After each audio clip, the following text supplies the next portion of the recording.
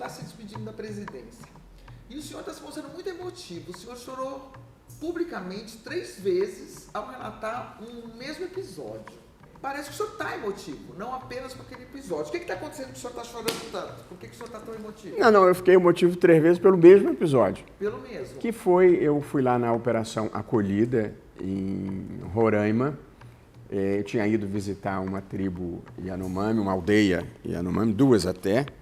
E depois eu fui ao encontro dos venezuelanos, que chegam 100 por dia, mais ou menos. E aquela cena de ver idosos, mulheres e crianças fugindo da fome, fugindo da violência, com a roupa do corpo, era uma cena emocionante mesmo. Mas aí eu fui me dirigir a eles para dizer que eles eram muito bem-vindos e que o país tinha muito gosto de receber quem viesse em paz e viesse para trabalhar.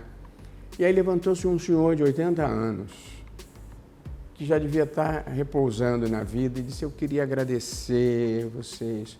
E aquela cena, de fato, me emocionou muito. Ver aquelas pessoas naquela condição, ver aquele homem agradecendo e ver esse país bonito que a gente tem, que faz essas coisas, acolhe as pessoas. E o país, Mônica, nós estamos construindo, tentando erradicar a pobreza, tentando diminuir a desigualdade, tentando aumentar a renda, mas ainda há muitas coisas por fazer. Para enfrentar a pobreza e a desigualdade, nós precisamos de prioridade máxima, absoluta para a educação básica, não na retórica, mas na realidade. Nós precisamos de um sistema tributário que seja mais justo. O nosso sistema tributário ele é perverso e concentrador de renda. Investimento em saneamento básico, em habitação popular, em mobilidade urbana para os trabalhadores. Portanto, há muitas coisas por fazer. Mas olhando o país em perspectiva, eu acho que nós temos andado para frente, mesmo quando não na velocidade desejada. Eu sou juiz. O juiz não deve ter preferências políticas. Mas eu contratei um economista aqui para o Supremo. E eu pedi a ele para fazer um cálculo objetivo, na verdade um demonstrativo, uma planilha objetiva do Brasil desde a redemocratização até hoje. Portanto, desde o governo Collor até Lula III. Eu pedi, a planilha tem aumento de PIB, a planilha tem aumento de renda, a planilha tem taxa de desemprego, a planilha tem reservas internacionais, a planilha tem posição no IDH e a planilha tem o índice de Gini que mede a desigualdade. Nós melhoramos em todos esses índices e os governos do presidente Lula foram objetivamente os de melhores indicadores. Esse é um fato, não é uma opinião política. Aproveitando então, já que o senhor falou do Brasil, do ponto de vista da democracia, melhoramos, pioramos? A democracia vive no mundo um momento delicado. Por 3 causas. Há causas políticas. As pessoas não se sentem bem representadas politicamente. Os sistemas de representação política se desgastaram e ninguém se sente bem representado em nenhum lugar do mundo. Esse é um primeiro problema. Há um segundo conjunto de fatores que eu chamaria de econômicos sociais. A economia do conhecimento, que decorreu da revolução tecnológica, da internet, das plataformas digitais e agora da inteligência artificial, ela criou grandes fortunas e alguns achatamentos sociais, dificultando a mobilidade social. As pessoas estão, em algumas camadas, estão estagnadas. E a terceira consequência, a terceira causa, eu chamaria de identitário cultural.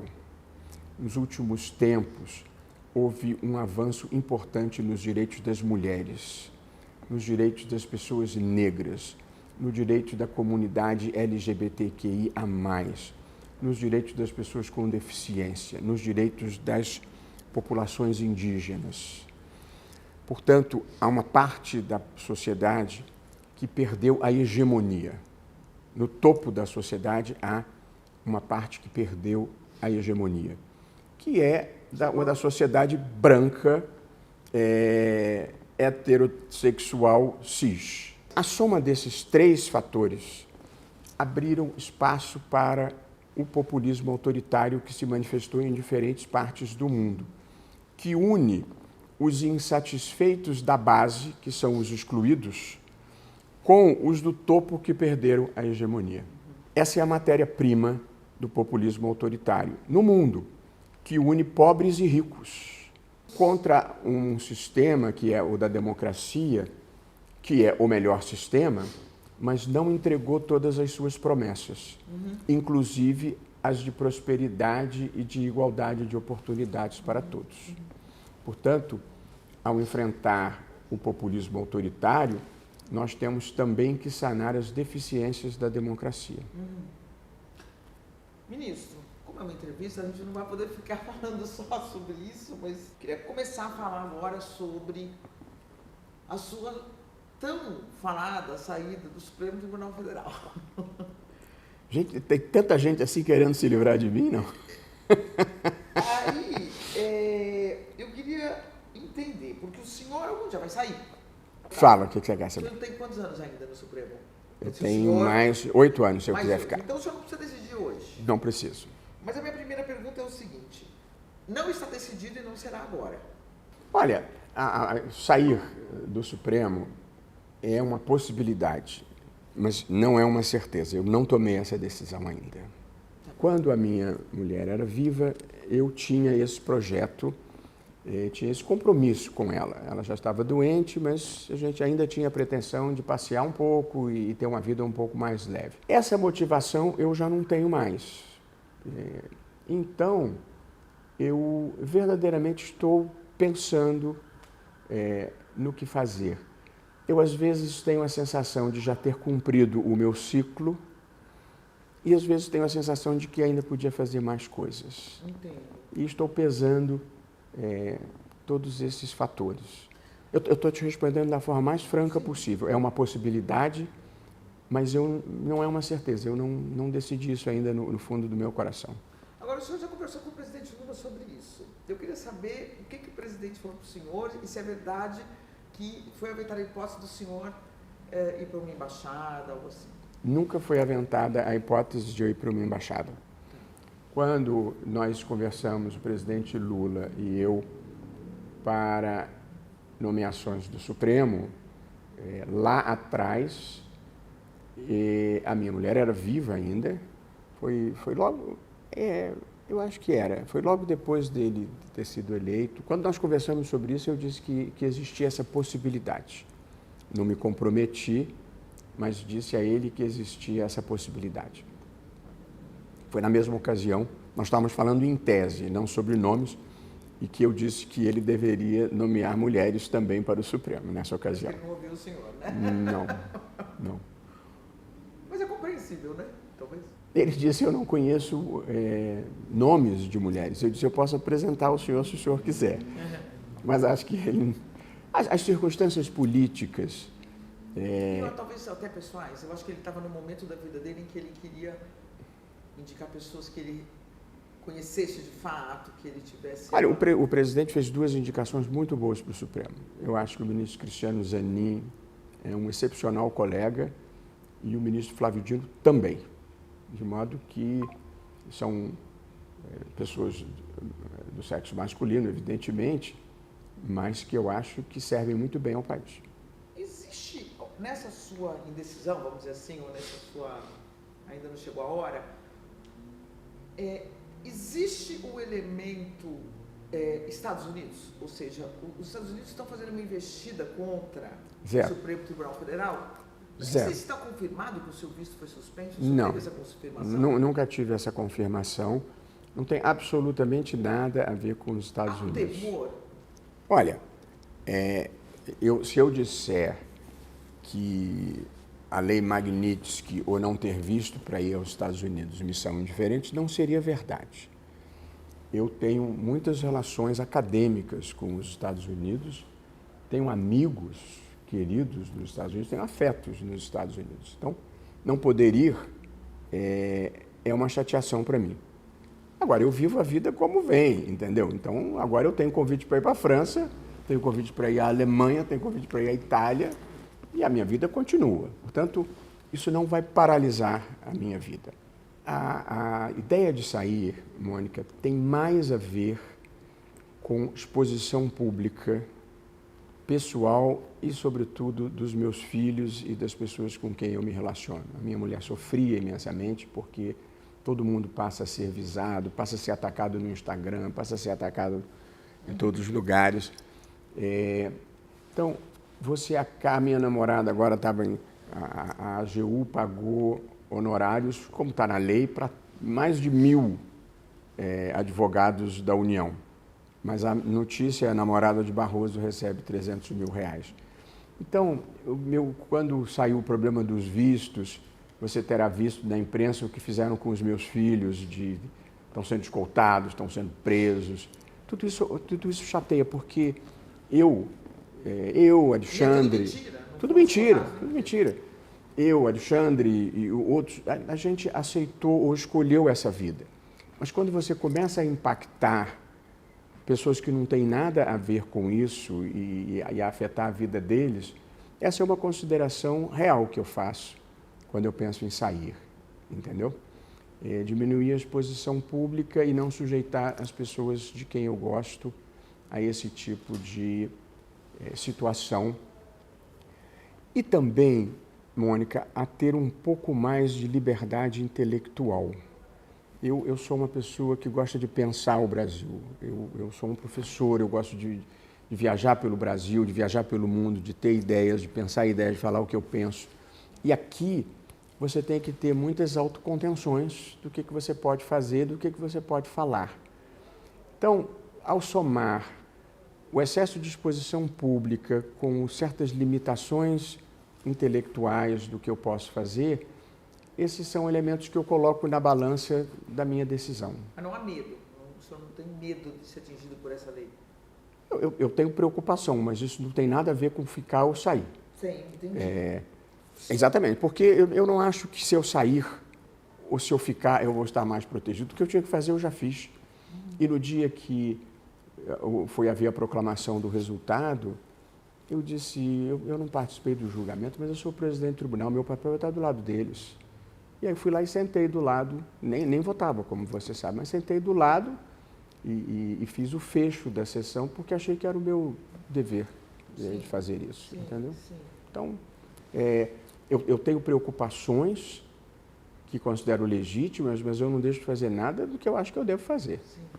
O senhor tem falado com o ministro Alexandre sobre essa questão da Magnitsky. Uma pergunta que eu queria fazer para o senhor é, no seu entendimento, se por acaso isso avança, o Supremo pode interferir na questão dos bancos, ordenar que os bancos mantenham as contas, porque pode chegar a um absurdo, ou se é que já não se chegou, de um banco como o Banco do Brasil, que é um banco cujo Estado brasileiro tem ações, não possa ter uma conta de um ministro do Brasil. Quer dizer, são coisas, se chega a um absurdo, né? Mônica, eu tenho uma filosofia de vida que é um pouco a minha fé racional. Eu só faço o que é certo. E, na maior extensão possível, eu procuro viver a minha vida com muita autenticidade. E, portanto, eu tenho uma fé de que o universo protege as pessoas que se movem por bons propósitos. Então, eu não tenho muitos medos nessa vida.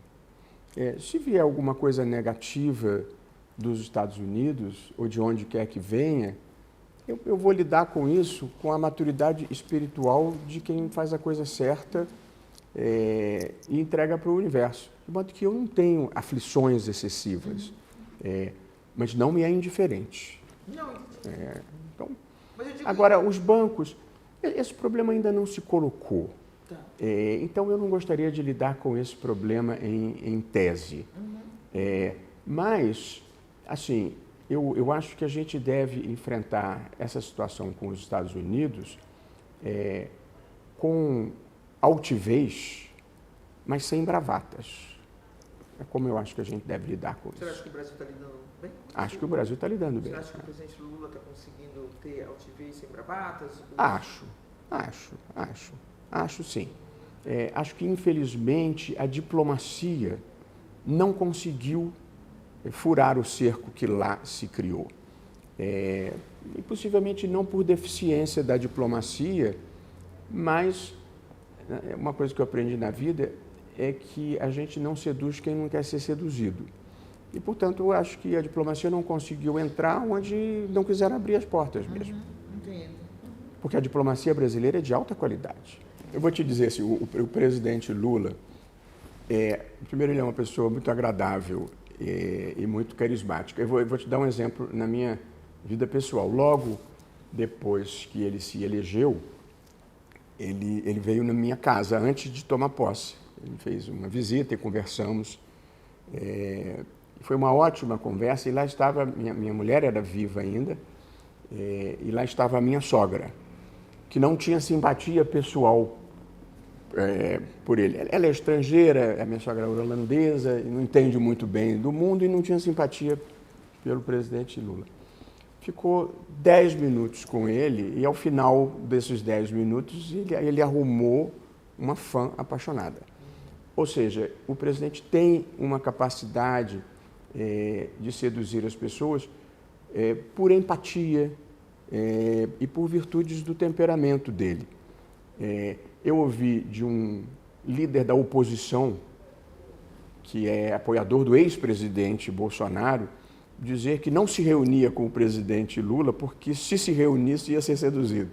O presidente tem uma capacidade de convencimento que eu acho que advém da autenticidade dele. Então, eu posso ter, eventualmente, divergências de política internacional, eu posso ter alguma divergência de política econômica, mas eu tenho admiração e apreço pelo presidente.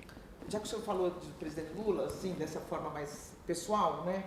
Como é que foi o que a gente pode entender como uma reconciliação? Eu queria fazer uma pergunta para o senhor, depois do senhor responder essa questão da reconciliação. A gente tem a Suprema Corte, todo mundo fala que a Suprema Corte não pode ser política. A Suprema Corte é política porque ela interpreta a Constituição e a Constituição organiza o Estado, organiza a vida em sociedade. Então não tem como ela não ser política.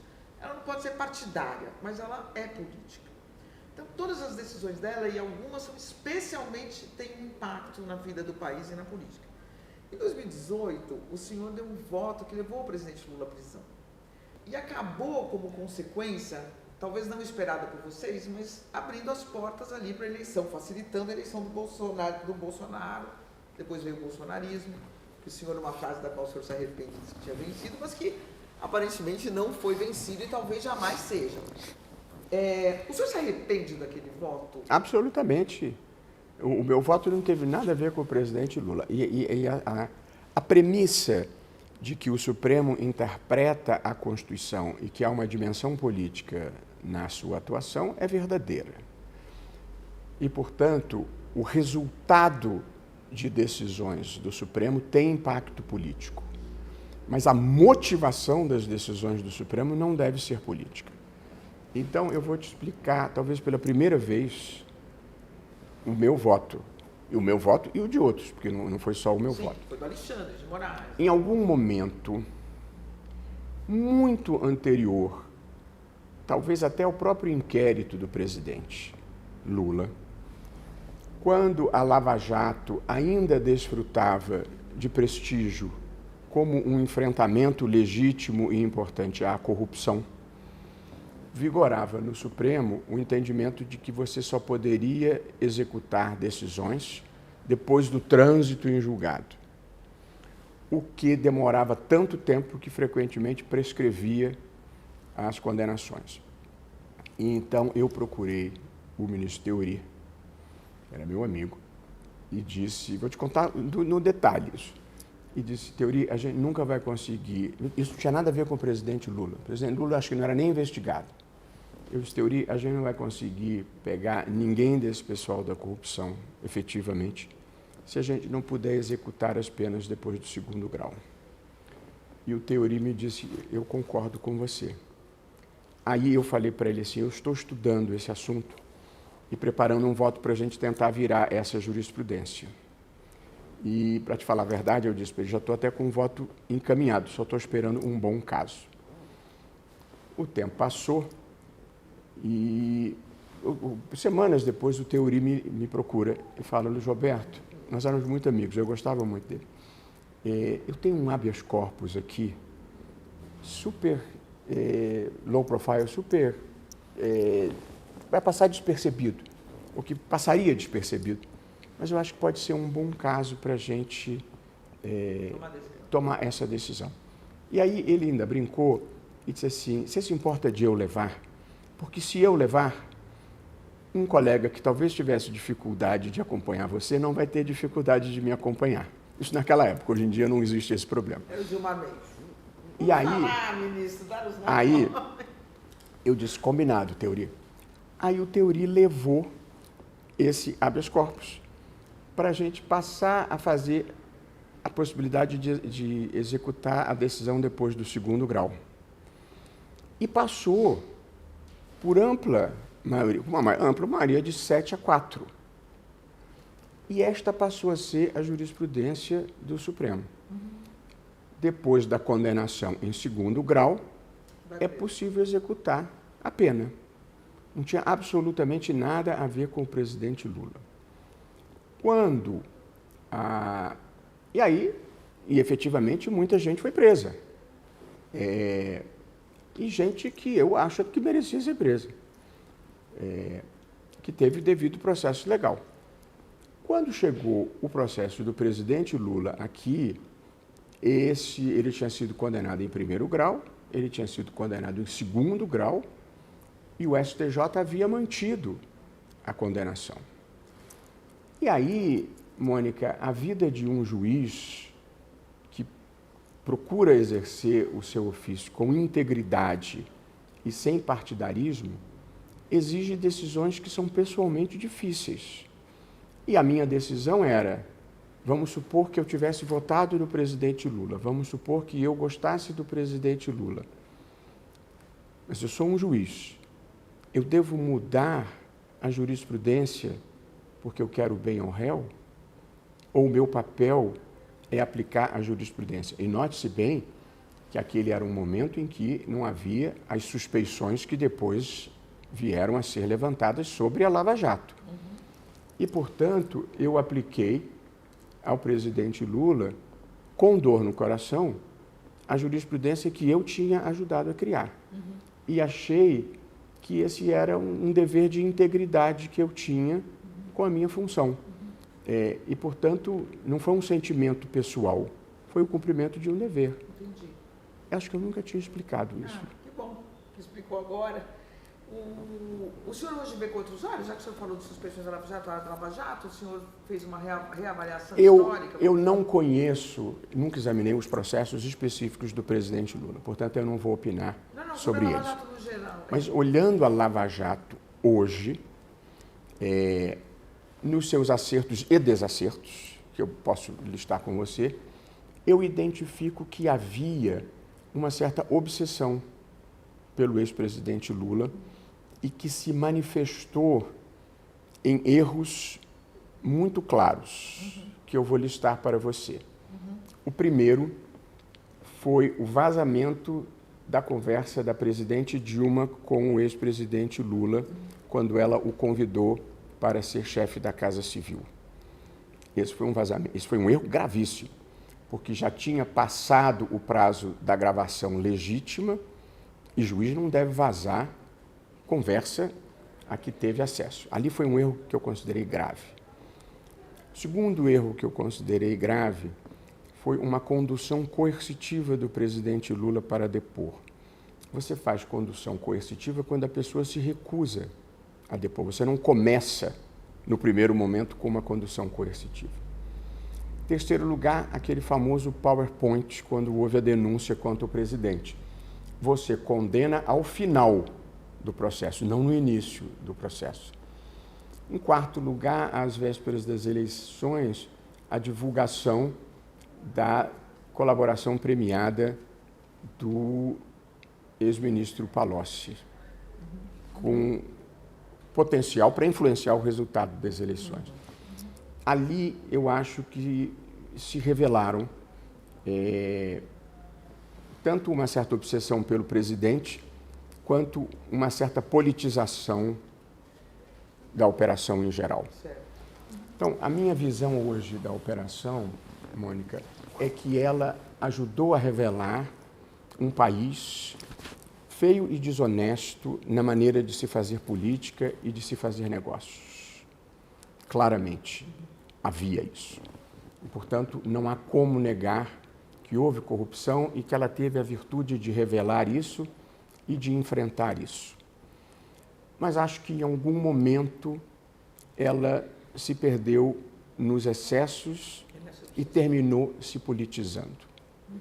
Portanto, eu acho que ela, até um determinado momento, cumpriu um bom papel e, a partir de um certo momento, ela se desencontrou. E aí, eu, na minha sabatina, usei uma imagem que eu gosto de usar e que eu acho que vale para quem conduziu a Lava Jato. A gente, na vida, está sempre se equilibrando. Viver é andar numa corda bamba. A gente, às vezes, inclina um pouco para um lado, inclina um pouco para o outro, e está sempre sujeito a errar. Todo mundo é assim. Às vezes, no entanto, as coisas vão indo tão bem para o equilibrista que a plateia começa a achar que ele está voando. E a vida é feita dessas ilusões. Mas o equilibrista, ele tem que saber que ele está se equilibrando. Porque se ele passar a acreditar que ele está voando, ele vai cair. E na vida real não tem rede. E eu acho que um pouco o que aconteceu ali é que, a partir de um determinado momento de grande sucesso da operação, eles acharam que estavam voando. E aí se perderam. Eu queria saber como é que foi essa reconciliação, entre aspas, com ele, esse reencontro com o Lula, dos juízes todos, aquela cena dele entrando no Supremo e encontrando todos os juízes que, na prática, deram voto para que ele fosse preso e sentando institucionalmente ali, foi uma cena muito forte. Mas com cada um ele acabou tendo um tipo de relacionamento. E com o senhor houve uma aproximação, né? Mas olha... Como é que foi essa reaproximação, vamos dizer assim, Assim, eu nunca... Vocês conversaram sobre o seu voto? Vocês conversaram sobre ele? Não, Ele nunca falou nunca nada? Conversamos sobre esse assunto e eu nunca achei que eu tivesse condenado o presidente Lula. Mas ele poderia achar. Pode ser. Se alguém explicasse a ele, nunca... Porque não foi o Mas ele nunca falou nada, então? Não foi o Supremo que condenou o presidente Lula. Não, sim, mas ele nunca... O Supremo não concedeu um habeas corpus para libertá-lo depois da condenação em primeiro e segundo grau e mantida pelo STJ. É um pouco diferente. Não, tudo bem, mas eu nunca... no dia da votação, e aquilo foi um baque para ele enorme, gigantesco, e isso poderia se traduzir numa mágoa, isso poderia se traduzir num sentimento e poderia eu acho que ele conversasse com vocês. Eu acho que o presidente é um homem que já esteve tempo suficiente no sereno para entender qual é o papel de um juiz que cumpre o seu dever de aplicar também a ele o que havia aplicado a outras pessoas. Então, eu sempre tive a esperança, pelo menos, de que o presidente assim entendesse. Mas eu nunca me senti na necessidade de explicar por que eu cumpri honestamente o meu dever. E nunca ele tocou nisso com o senhor? Nunca. Então, quando houve essa... E eu sempre achei que ele poderia ter a compreensão do meu papel, porque ele não teria nenhuma outra razão que não fosse esse meu voto. Eu não tenho nenhuma outra decisão relevante que o afete que não seja a de aplicar a jurisprudência dominante. E sem fazer nenhum juízo sobre a opinião de qualquer outro colega, eu tenho uma opinião. As minhas posições aqui no Supremo nesses 12 anos, elas foram sempre muito coerentes, muito constantes. E eu prezo isso.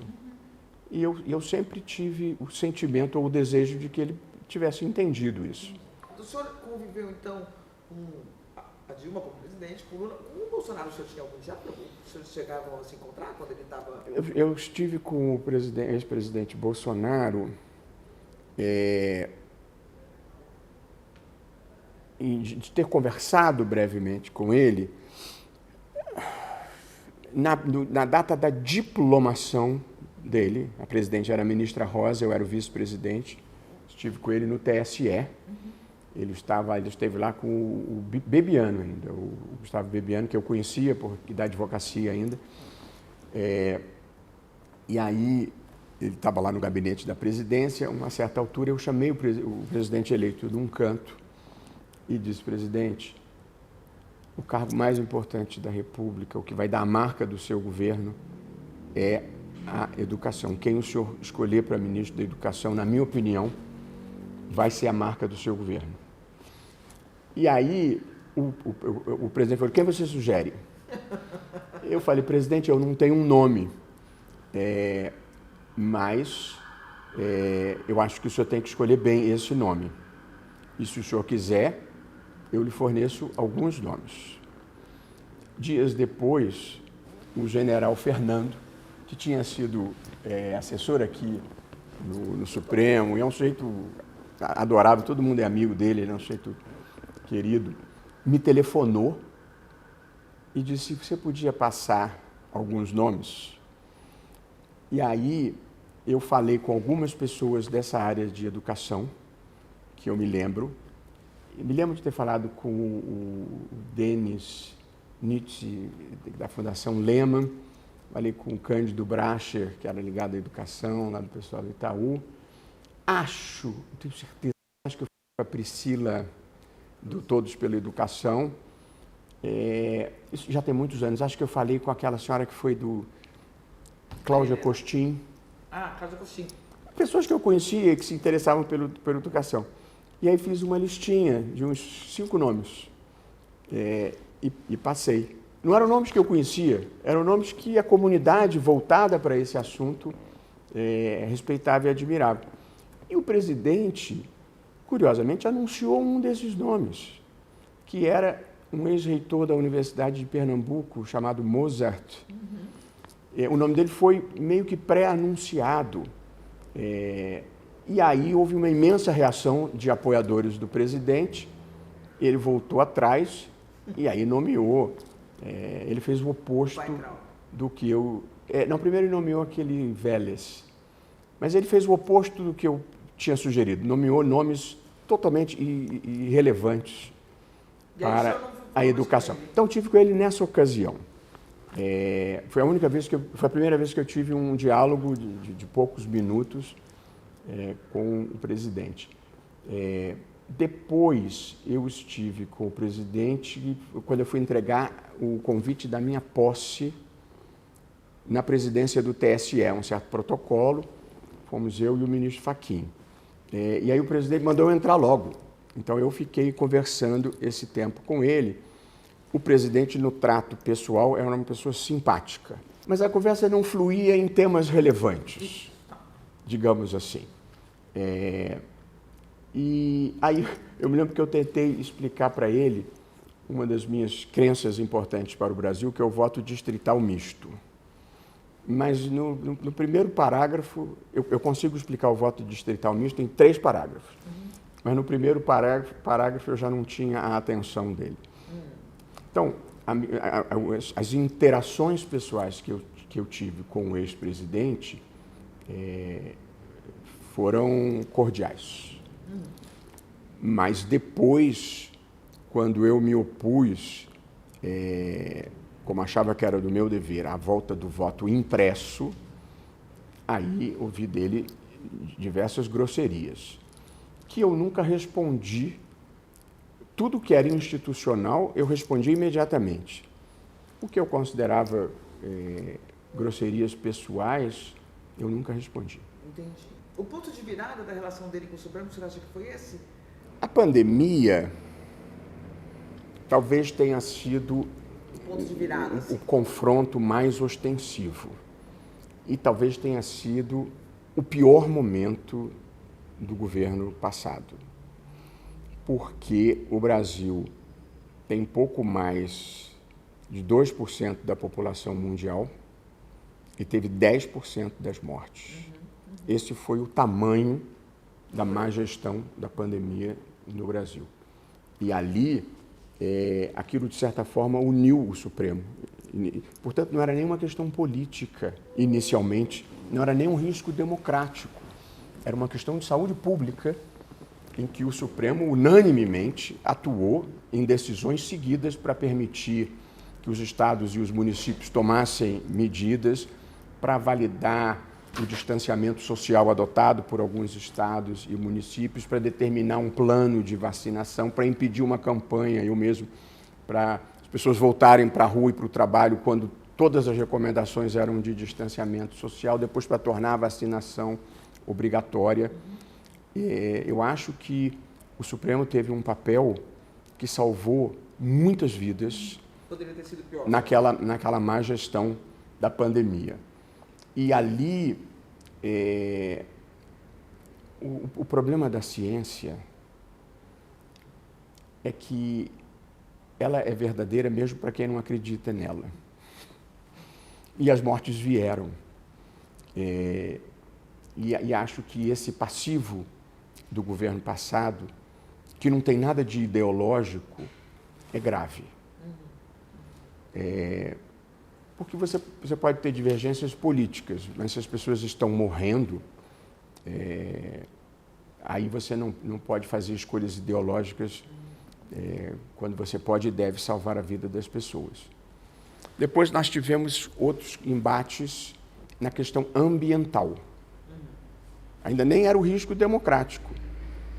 Aí depois nós tivemos embates e aí nós, aqui no Supremo, determinamos a liberação do Fundo Clima, e do Fundo Amazônia, uma decisão minha e da ministra Rosa, chancelada pelo plenário, que eram dinheiros vindos de fora, da Noruega, da Alemanha, que eram carimbados para enfrentar desmatamento, e eles deixavam o dinheiro parado na conta.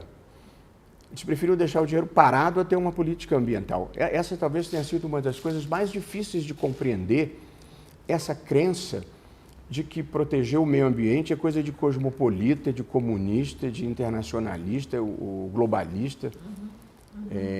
Ali foi um outro embate que não era ideológico propriamente, não era ainda o risco democrático. Na minha visão, o risco democrático veio com a tentativa do voto impresso. E olhando em retrospectiva, eu acho que eu estava certo. Porque se nós estamos lidando com apoiadores que puderam invadir o Congresso, o Palácio do Planalto e o Supremo, você imagina o que eles não fariam nas sessões eleitorais em que achassem que fossem perder. Porque a proposta original, que eles desmentiram, porque se envergonharam do que propuseram, mas a proposta que estava no Senado era voto impresso com contagem pública manual. Essa era a proposta.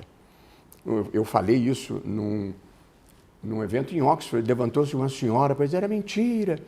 E aí, eu disse, minha senhora, basta a senhora olhar a proposta de emenda constitucional, é só abrir na internet.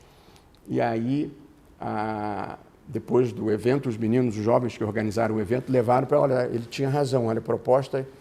Aí a senhora respondeu, é que eu sou conservadora. Pior que não era, porque um bom conservador deve ter compromisso com a verdade. Uma das coisas que o conservadorismo prega é compromisso com a verdade.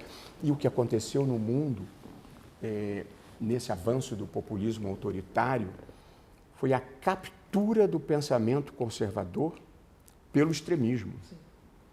Porque o que é o pensamento conservador? É o de defesa do status quo ou de reconhecer que as mudanças, se forem inevitáveis, devem vir incrementalmente, progressivamente. Isso é que é ser conservador, que é uma opção legítima numa democracia. O extremismo não é conservador, é disruptivo, ele é contra as instituições. Portanto, o problema do extremismo é a intolerância, é a não aceitação do outro. E eu gosto de dizer, e repito isso sempre, a democracia tem lugar para liberal, para progressista, para conservador, a alternância de poder é uma bênção. Ninguém tem um monopólio da verdade, ninguém tem um monopólio da virtude, ninguém tem um monopólio do amor ao Brasil. E, portanto, a tolerância faz parte da democracia. O extremismo é intolerante. Ministro, o senhor tem uma frase que o senhor já falou que o senhor se arrepende, que foi dizer vencemos o bolsonarismo, né? A frase foi, nós derrotamos, a frase... O senhor lembra bem? Não, eu lembro bem, porque como é a única coisa que em 12 anos e 3 meses, é a única coisa que eu verdadeiramente me arrependo. E aí, há muitas razões para isso. A primeira é que, quando eu falei nós... primeiro, eu preciso contextualizar. Foi num congresso da UNE, em que eu aceitei debater regulação de redes sociais, mas quando eu ia começar a falar, o palco foi cercado por umas 30, 40 pessoas de oposição à gestão da UNE, e que atendia pelo sugestivo nome de fagulha revolucionária trotskista. E quando eu comecei a falar, eles começaram a bater, soprar corneta, bater bumbo e a gritar para me impedir de falar. E eu aguardei um pouco, não pararam, aí eu comecei a gritar para ver se as pessoas que estavam querendo, tinha 1000 pessoas, e quem estava me impedindo de falar eram 30, 40 pessoas. Mas aí chegou uma hora que eu desisti, porque era impossível fazer a minha voz prevalecer sobre a gritaria. E foi quando eu falei, para vocês estarem aqui fazendo esse papel, nós derrotamos a ditadura, nós derrotamos a tortura, nós derrotamos a censura, nós derrotamos o bolsonarismo. Esta frase foi infeliz, por algumas razões. A primeira é que deu a impressão que o nós era o supremo, o nós era a sociedade brasileira, porque isso foi logo depois das eleições e o presidente não tinha sido eleito. Segundo, porque até o meu modo de ser, eu nunca faço o argumento personalizado, fulanizado. O que nós derrotamos mesmo foi o extremismo, foi uma forma intolerante e agressiva, grosseira de se fazer política. Quando você fulaniza, você faz uma generalização ruim. Eu me referia só aos extremistas. Milhões de pessoas votaram no ex-presidente, de modo que foi uma falta de respeito com as pessoas que votaram legitimamente no presidente dizer aquilo.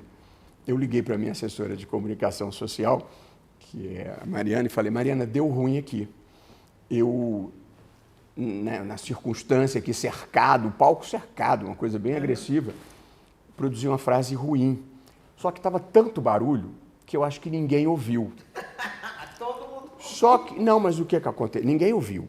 Só que um site de notícias conseguiu, por um processo tecnológico qualquer, separar a minha voz do barulho externo. E então, o que ele fez? Tirou o barulho externo, então aparece eu gritando, nós derrotamos... Porque, evidentemente, sem o barulho externo, eu gritando daquele jeito, parece que eu estava fazendo um comício, eu estava só tentando ser ouvido. Foi muito ruim. Mas, de novo, eu fiz a melhor coisa que a gente pode fazer na vida quando comete um erro. Pedi desculpas, fiz uma nota oficial e disse, já não me lembro textualmente, mas eu não quis desrespeitar os eleitores do ex-presidente, porque numa democracia há espaço para todas as opiniões. Perdeu o Mané ou o senhor não se arrepende? De jeito nenhum. Perdeu o Mané... o Perdeu o Mané foi num contexto, nós estávamos em Nova York, o hotel cercado por uma turba extremamente agressiva, que depois, segundo me disse o governador Dória, era gente que estava recebendo diária para ir lá atacar a gente. Isso era logo depois das eleições, minha filha estudava ali perto, isso foi em Nova York, minha filha estudava em Yale, YALE, logo um pouco acima, ela vinha jantar comigo, e aí aquela confusão, eu tinha ligado para ela, eu disse, minha filha, não vem mais, porque está muito confuso aqui. E ela falou, pai, eu sei, inclusive invadiram aqui meu celular, estão ouvindo todo tipo de barbaridade. Então eu já estava com um ânimo. E aí no terceiro dia tinha uma diplomata que tinha ficado minha amiga, a gente estava andando em Nova York, indo à livraria, fazendo as coisas, e eles vinham atrás da gente, enrolados em bandeiras e gritando, xingando. E eu estava levando aquilo com o maior fair play. Mas aí chega uma hora que você extravasa. Mas eles estavam, tinha um chato atrás de mim e do outro lado da calçada as pessoas xingando. Aí eu disse, já está de bom tamanho, né? E aí foi quando eu produzi a frase, perdeu o mané, não a mola. Mas eu preciso dizer que diante dos impropérios que eles dirigiam a gente, foi uma frase bastante moderada, entendeu? E eu nunca disse que eleição não se ganha, eleição se toma. Isso foi uma falsificação que eles fizeram. Quem produziu essa frase foi o senador Messias de Jesus, de Roraima, que veio ao TSE me dizer que ele apoiava o ex-presidente Bolsonaro, mas era contra a volta do voto impresso, porque, segundo ele, ele tinha ganho as eleições em Roraima 2 vezes e tinham tomado dele. E aí ele disse, eleições em Roraima não se ganha, eleição se toma. Quando eu vou ao Congresso contra o voto impresso, depois do terceiro convite, que eu não queria ir, fui a pedido do presidente Arthur Lira, que veio no meu gabinete no TSE me convidar. Eu chego na Câmara e encontro o filho dele, hoje ministro do Tribunal de Contas da União, e ele me diz, o senhor esteve com o meu pai ontem. E aí eu falo esta frase reproduzindo o pai dele. E aí falam que foi o senhor. E eles tiram o Roraima e botam na minha boca que eu falei que a eleição não se ganha, a eleição se toma. Já sabemos. E eu preciso dizer que esse ministro do TCU, Jonathan, foi muito correto comigo e gravou um vídeo explicando a verdade do que aconteceu. Já fizeram pior até, né, professor? Mas pegando essa fase do bolsonarismo, o bolsonarismo não só não foi derrotado, como está firme, está forte aí, e até já se discute, o Bolsonaro acaba de ser condenado e a força do bolsonarismo, inclusive institucional, já leva a se discutir uma anistia e uma redução de penas. É necessário isso? O senhor acha que é bom para o país isso? Logo depois de uma condenação, já se discutir anistia e redução de penas? Talvez seja inevitável pela força do bolsonarismo, mas é necessário, é preciso, não tem outra... Se eu estivesse... eu sou um juiz, eu sou imparcial, mas se eu fosse advogado do ex-presidente ou fosse um político do lado do ex-presidente, eu acho que eles erraram a estratégia da defesa de partirem para um confronto com o relator e de colocarem a questão da anistia imediatamente na mesa. Eu acho que não foi uma boa forma. Mas não foram os advogados, né? Isso foi um grupo político. O conjunto. O conjunto. Advogados e políticos e tal. O confronto nunca é uma boa estratégia. Mas por que colocar anistia em seguida? Mônica, a anistia, em linha de princípio, é uma questão política, porque é um tema para o Congresso. O papel de julgar é do Supremo. O papel de dar anistia é uma competência política do Congresso. Então, são papéis diferentes. Mas é inaceitável você cogitar uma anistia antes, durante ou imediatamente após o julgamento. Imediatamente após também. Imediatamente após também. Portanto, eu continuo achando, como já achava, porque é o que está na Constituição, que é uma competência do Congresso. Mas as relações entre os poderes têm um certo equilíbrio. No caso do ex-deputado que foi condenado pelo Supremo e anistiado no dia seguinte... Indultado, né? Indultado no dia seguinte, aquilo era uma violação da separação de poderes. Você não pode indultar no dia seguinte do julgamento. O indulto obedece determinadas condições e requisitos. Então, o que eu quero dizer é que uma eventual anistia pode ser derrubada pelo Supremo. Ou não, depende de como ela venha e de quando ela venha. Mas eu diria, neste momento, discutir anistia me parece inaceitável. Ministro, Mas alguns ministros, alguns magistrados, nesse julgamento do indulto do Daniel Silveira, e eles dizem que isso vale para agora, alguns dizem que vale para agora, alguns só falaram lá, mas o fato é que já falaram, não há anistia nem indulto para crimes contra a democracia. O ministro Luiz Fux falou claramente no julgamento do indulto do Daniel Silveira, não há anistia para crimes contra a democracia. O Flávio Dino repetiu e outros repetem, eu já não sei se é em on e off, então, mas falam claramente isso, não há indulto para crimes contra a democracia. Na sua opinião, é indulto nem anistia?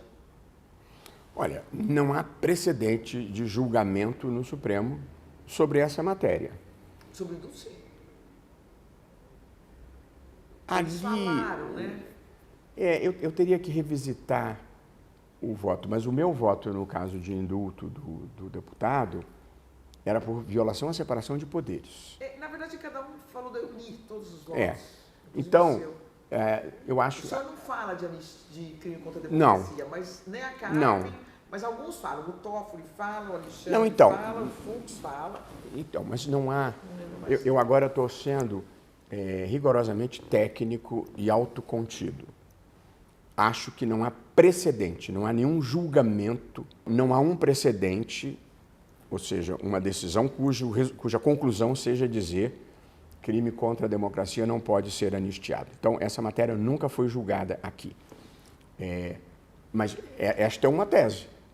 Não pode. Mas como não tem precedente, eu não vou te dar a minha opinião porque eu não antecipo o voto. Tá bom. Redução de penas. Não é uma anistia maquiada? Não, acho que redução de pena é diferente de anistia. Lá atrás, muito antes do julgamento do presidente Bolsonaro, quando a percepção foi de que as penas do 8 de janeiro tinham ficado elevadas, houve uma conversa, houve um debate que surgiu de não permitir cumular as penas de golpe de Estado com abolição violenta do Estado de Direito Democrático. Esta tese eu achava razoável, porque foi o meu voto. Eu achava que realmente não devia somar... O golpe com a abolição? Não, há uma figura em direito que chama-se consunção, que é quando um crime maior absorve o crime menor. Então, no caso, qual seria o crime maior? Golpe de Estado. Porque o golpe de Estado... você tentar impedir o funcionamento de um poder... Enfim, eu não vou entrar em tecnicalidades na entrevista, mas o golpe de Estado é mais do que a abolição do Estado de Direito. Então, eu votei pela condenação em golpe de Estado, entendendo que prevalecia sobre... absorvia. E isso fazia com que a pena fosse um pouco menor. E aí as pessoas, os bagrinhos, os que não eram os financiadores, nem os mentores, poderiam sair depois de 2 anos e meio, mais ou menos, fazendo as contas. Aí, isso me parecia razoável. E eu cheguei acho que até dizer que publicamente achava que isso era uma coisa razoável. Para ser sincero, continuo achando. Entendeu? Redução de pena me parece muito casuístico. Mas fazer prevalecer uma tese, que era uma tese razoável, inclusive teve alguns votos, não foi maioria. Então, prevaleceu uma tese que foi debatida no Supremo e que era razoável, eu não vejo como uma coisa de grande problema. Entendo, porque isso que eu ia linkar, quer dizer, se para anistia vale esse seu raciocínio, não dá para logo depois de um julgamento vir com essa discussão, mas dá para vir com a discussão da redução de penas, logo depois da condenação do Bolsonaro, porque no fundo nós estamos discutindo a redução da pena para o Bolsonaro. Ô Mônica, a redução de pena de uma solução como essa que eu estou falando, se a condenação for a 20 anos em vez de 27, evidentemente nós não estamos falando de anistia. Então, eu acho que anistia é uma coisa, a redução de pena é outra. Mas a ideia de mexer no tamanho das penas eu não tenho simpatia. Tá. Logo depois de uma condenação. Sobretudo logo depois de uma condenação. Esta minha defesa de um crime absorver o outro, ela não tinha nada a ver com o julgamento do ex-presidente, entendeu? Tinha até mais a ver com o pessoal do 8 de janeiro. Agora, timing é uma coisa muito importante na vida. E discutir anistia e redução de pena antes do julgamento ser concluído, ou logo depois. Eu não acho que a gente está trabalhando com o melhor senso de oportunidade. É que a política, às vezes, tem um timing que não é o timing do bom senso. E a PEC da blindagem? A PEC da blindagem tem uma coisa curiosa, para a gente já encaminhando para o final. A PEC da blindagem tem uma coisa curiosa porque eles pegaram o texto, muitos defendem que se restaura o texto da Constituição de 88. Então, como que você vai falar que é inconstitucional uma coisa que é o texto da Constituição? Então, deixa eu lhe falar sobre isso, porque esse é um assunto que eu estudei e atuei para mudar. Aliás, antes, um parênteses, o senhor se surpreendeu com o tamanho dos protestos? Eu vi com bom sentimento a retomada da preocupação com a integridade, com a probidade e com o enfrentamento à corrupção na sociedade brasileira. Porque acho que os desmandos da Lava Jato, quer dizer, como eu te falei, eu procuro ser muito transparente nisso, eu acho que a Lava Jato cumpriu um papel até um determinado momento e depois ela se desvirtuou. Mas eu continuo achando que um certo grau de corrupção institucionalizada e de um pacto oligárquico que existe no país que a protege, eu continuo a achar que é um problema. E, portanto, a retomada dessa agenda pelo pensamento progressista, eu acho que é bom. Porque houve, algum tempo atrás, em que ser contra a corrupção era uma coisa de direita. E ser contra a corrupção não tem ideologia. A integridade vem antes das escolhas ideológicas. De modo que eu fiquei feliz de ver a sociedade brasileira retomar a preocupação com esse tema, que eu acho que é muito importante. Bom, aí retomando a PEC da... A questão, então, a Constituição de 88, Mônica, ela vem depois de um período ditatorial, uma ditadura que teve fases de maior violência, ou de maior truculência e de menor truculência, mas uma ditadura. Para mim, claramente, uma ditadura, no mínimo, que 64 foi um golpe, eu não tenho dúvida, porque o presidente foi destituído por um mecanismo que não estava na Constituição, então foi um golpe.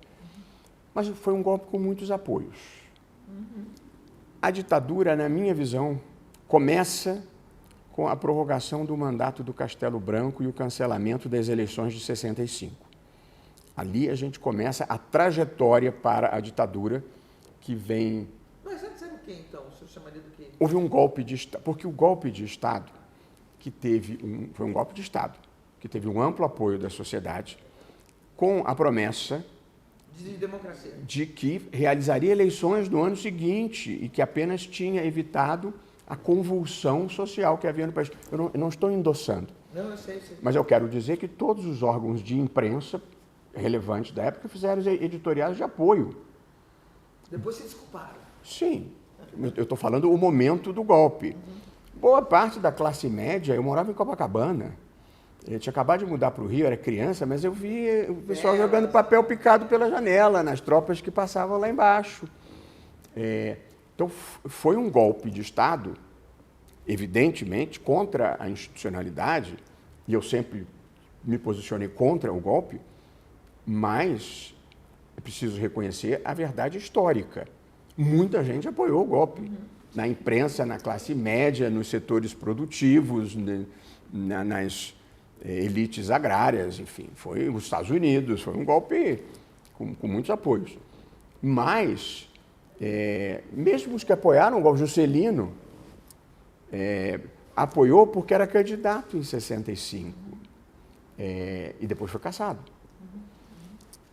Mas o que eu queria dizer é que a Constituição que vem do regime militar, que foi a Constituição de 67, emendada em 69, o período militar era um período de repressão ao legislativo. Quando vem a reconstitucionalização, a recuperação de prerrogativas do legislativo era parte do processo. E então, proteger os parlamentares com imunidade formal, imunidade material e impedir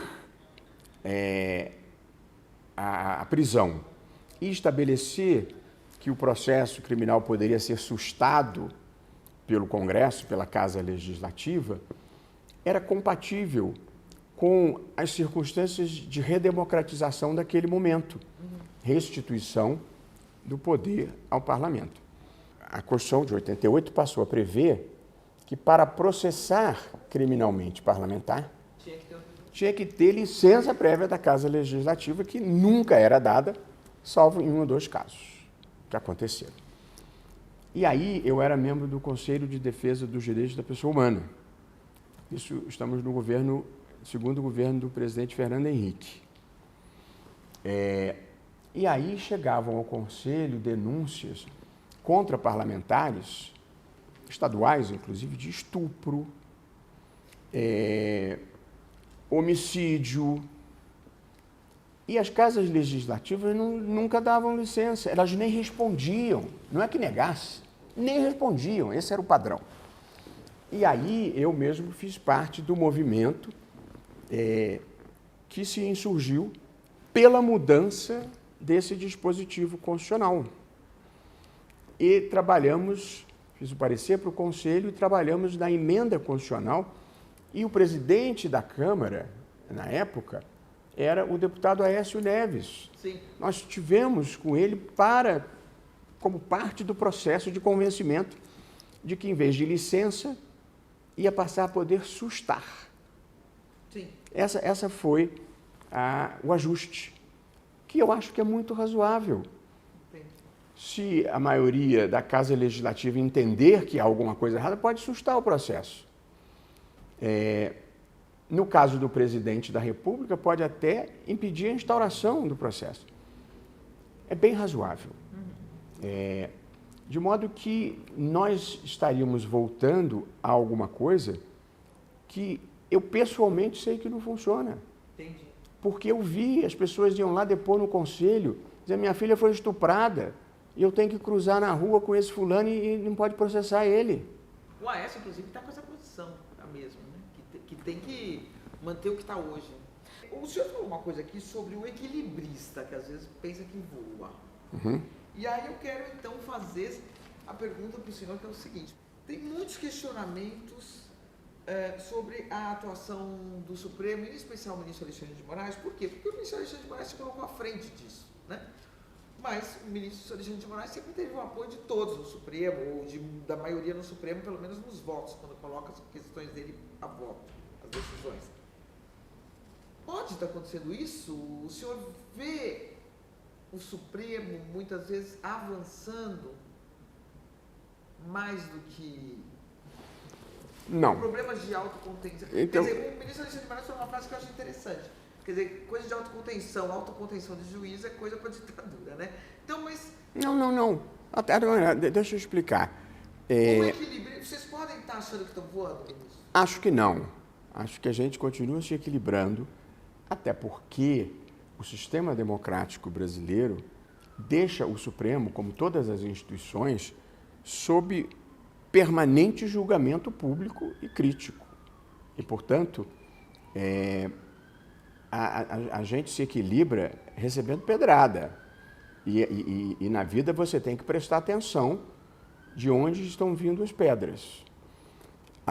Mas o que eu gostaria de dizer, e considero importante, o ministro Alexandre foi corajoso, teve um custo pessoal elevado e cumpriu um papel muito importante. Quanto ao término dos inquéritos, é uma decisão que vai caber ao relator, mas eu acho que, na medida em que os riscos democráticos que nós enfrentamos e que foram muito reais estão se diluindo, eles vão se tornando menos necessários.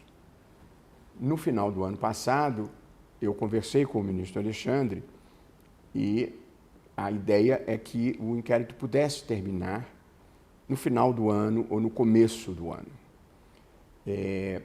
Acho que a conjuntura do país, sobretudo por força do julgamento do golpe, ainda não era a de absoluta tranquilidade institucional para prescindir, eventualmente, de algum remédio.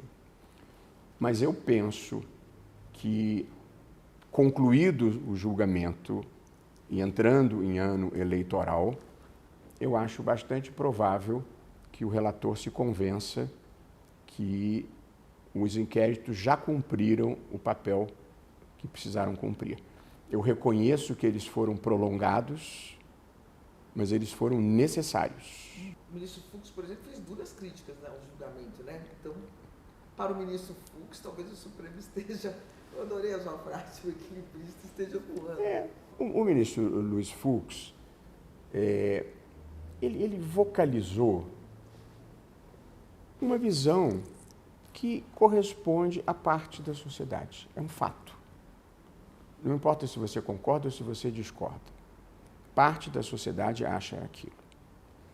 E veja que ele não negou o golpe, ele reconheceu a tentativa de golpe e condenou pela tentativa de golpe. Ele apenas não viu autoria em alguns dos que vieram a ser condenados. Para falar a verdade, eu acho que, no fundo, ter tido esta visão vocalizada no julgamento... Legitimou o julgamento. Legitimou no sentido de demonstrar que aqui tem independência judicial, cada um vota de acordo com a sua convicção, de acordo com a sua consciência. E, portanto, não importa se eu discordo da posição do ministro Fux, eu respeito, porque eu acho que ele tem o direito de ter a convicção que tenha, entendeu? Então, ele sofreu muito por ter assumido essa posição, acho que ele foi corajoso de assumir essa posição e acho que ele está pagando o preço de ter assumido essa posição. Ministro, claro, 2 anos faz muita coisa, mas eu queria que o senhor pensasse algumas coisas que o senhor considera mais simbólicas do seu mandato. É porque, embora o Supremo tenha muita visibilidade, aqui se decidem os casos mais importantes da vida do país, a política pública do Judiciário é feita no Conselho Nacional de Justiça. A coisa mais importante que eu fiz foi lá, que foi criar um exame nacional de magistratura, que vai criar um padrão nacional de qualidade para a magistratura e implementar uma política de paridade de gênero e, portanto, se você promover um homem por merecimento para o tribunal, a vaga seguinte tem que necessariamente ser de uma mulher, e uma política de aumentar o número de juízes negros na magistratura, mas não por cotas. O que nós fizemos foi, os primeiros colocados no Exame Nacional de Magistratura, nós demos uma bolsa de R$3.000 e um curso preparatório para qualificá-los para participar. De modo que, a curto e médio prazo, a magistratura vai ter mais qualidade, vai ter mais mulheres e vai ter mais diversidade. Me explica um pouquinho mais detalhadamente, como é que funciona essa coisa dos primeiros colocados receberem essa bolsa? Nós temos, o que eu fiz no Exame Nacional? A nota para você ser aprovado no provão, que é a prova inicial para ingressar na magistratura, sempre foi 5. Eu mantive 5 para os candidatos negros e aumentei para 7 para livre competição. Então, se eles tiverem nota 5, eles passam? Eles passam no provão. E aí... Aí depois tem todas as outras provas. Aí depois, é porque no concurso para a magistratura, cada tribunal faz o seu concurso. Então, o Tribunal de Justiça de São Paulo faz o seu, o Tribunal Trabalhista de São Paulo faz o seu, o Tribunal Regional Federal faz o seu, mas para se inscrever no concurso tem que ter passado no meu. Entendi. Então, eu aumentei a qualidade... Qual é a primeira peneira para depois... Primeira peneira. Eu aumentei a qualidade e dei integridade, porque acabei com os rumores de coisas erradas que aconteciam em alguns desses concursos. isso vai mudar o judiciário em termos de qualidade, em termos de gênero e em termos de diversidade. Acho que essa foi a coisa mais importante que eu fiz. Agora, mudei a comunicação com a sociedade, fiz um pacto pela linguagem simples, agora tem que falar com o sujeito, verbo, predicado, nessa ordem e sem palavras desnecessariamente difíceis. E todos os tribunais agora, nas suas decisões, têm uma ementa padronizada. A ementa é o resumo da decisão, que tem que estar dividido no início ali para dizer qual é o caso que está sendo discutido, qual é a questão jurídica em debate e qual é o fundamento da decisão.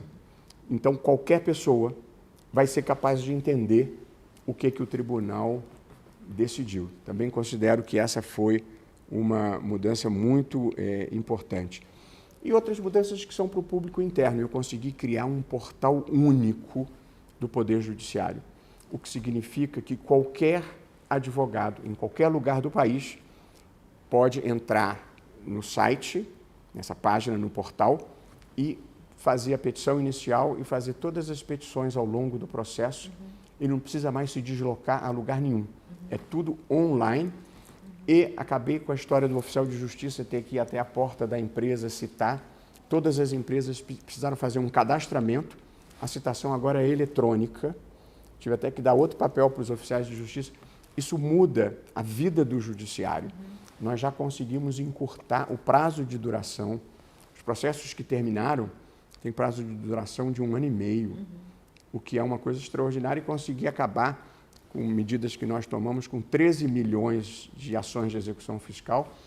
E esse foi o ano na série histórica de maior redução do número de processos pendentes. Caímos de 83 milhões e 800 para 80 milhões e meio. São mudanças que não são notícia, mas que mudam a qualidade do funcionamento do judiciário e a vida das pessoas que usam o judiciário. E eu destacaria, Mônica, como os principais julgamentos da minha gestão, que eu também acho que seria uma coisa importante, a decisão sobre plataformas digitais foi muito importante, a decisão sobre drogas foi muito importante, sobre o estado de coisas inconstitucional no sistema prisional, sobre a letalidade policial no Rio de Janeiro. Asseguramos transporte gratuito no dia das eleições, que é uma coisa altamente democratizante. Nós determinamos ao Congresso que regulamente a licença paternidade, senão a gente vai regular aqui. Tivemos decisões importantes de proteção da Amazônia e de proteção do Pantanal e de reconstituição do IBAMA e da FUNAI. Decisões importantes sobre fornecimento de medicamentos pelo SUS, fornecimento de medicamentos pelos planos de saúde, execução imediata da condenação pelo tribunal do júri. Antigamente, o sujeito, se no júri o cara condenado saísse junto, a pessoa condenada saía junto com a família da vítima para aguardar mais 20 recursos. Agora o júri decidiu, soberania do júri, está preso, logo depois do julgamento do júri. Uma decisão importante sobre assédio judicial a jornalistas, que eu também considero importante. Conseguimos, eu me empenhei muito pessoalmente, fizemos a desintrusão de 10 terras indígenas e colocamos câmeras nas fardas da PM de São Paulo. Conseguimos fazer um acordo sobre Mariana de 170 bilhões do rompimento da barragem de Mariana. Consegui acabar com uma briga antiga no Rio de Janeiro, que o ex-prefeito tinha feito uma encampação da linha amarela. Fiz um acordo com o prefeito Eduardo Paes. A gente conseguiu abaixar o pedágio em troca de um critério de reajuste futuro. Portanto, eu preciso te dizer, foram anos de turbulência no país, mas eu estou na vida adulta brasileira há muitos anos. É só esperar a próxima turbulência. Eu tenho uma frase que se usava nos Estados Unidos que eu acho boa. Viver não é esperar a tempestade passar. Viver é aprender a dançar na chuva. E eu acho que, no meio da chuva, nós tivemos um papel extraordinário aqui no Supremo. E eu não estou falando só da defesa da democracia, acho que a gente conseguiu julgar coisas muito importantes para a sociedade brasileira. De modo que eu termino a minha gestão, Mônica, com uma certa convicção de que faria tudo igual novamente e que começaria tudo outra vez, se preciso fosse.